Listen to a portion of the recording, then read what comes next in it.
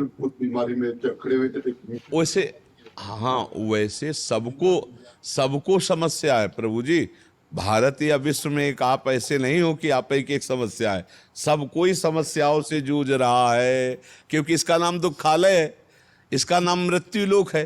तो हर आदमी यहाँ समस्या से जूझ रहा है। मान लो आपको अपनी समस्या पता है, अच्छा यहाँ किसी को भी खड़ा कर दो और पूछो कि आप बचपन से लेके अभी तक कोई समस्या में नहीं हो, वो रो के चिल्ला के कहेगा समस्या ही समस्या है, क्योंकि ये देश ही समस्या का है।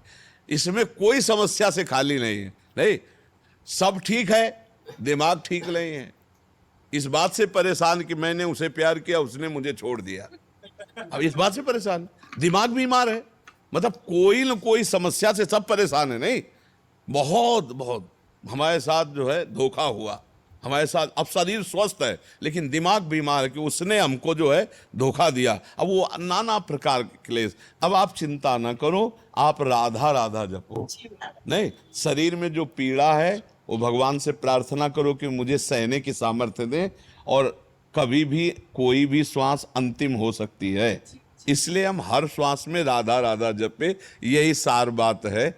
अब ज्ञान होना आत्म तत्व का, उसके लिए तो साधन चाहिए, साधन लायक शरीर नहीं रह गया।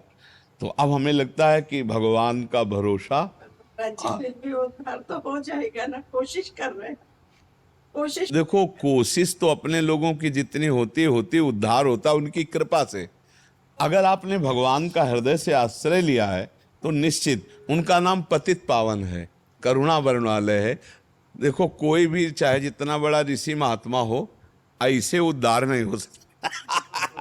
ऐसे कोई कहे मैं बड़ा तपस्वी हूं, मैं तो माया मुंह की खवा देगी। सबको ऐसे रो के बोलना पड़ा है, तो आप भी ऐसे ही हृदय से भगवान से प्रार्थना करें कि प्रभु, पूरा जीवन आपकी माया ने नष्ट कर दिया घर गृहस्थी में, अब भजन लायक रही नहीं, पर अंतिम हमारा बन जाए। इसलिए मैं आपसे प्रार्थना करती हूँ कि जब हमारा अंतिम समय हो तो आपका नाम निकल आवे, या आप ही आ जाना, हमारे दिमाग में छा जाना।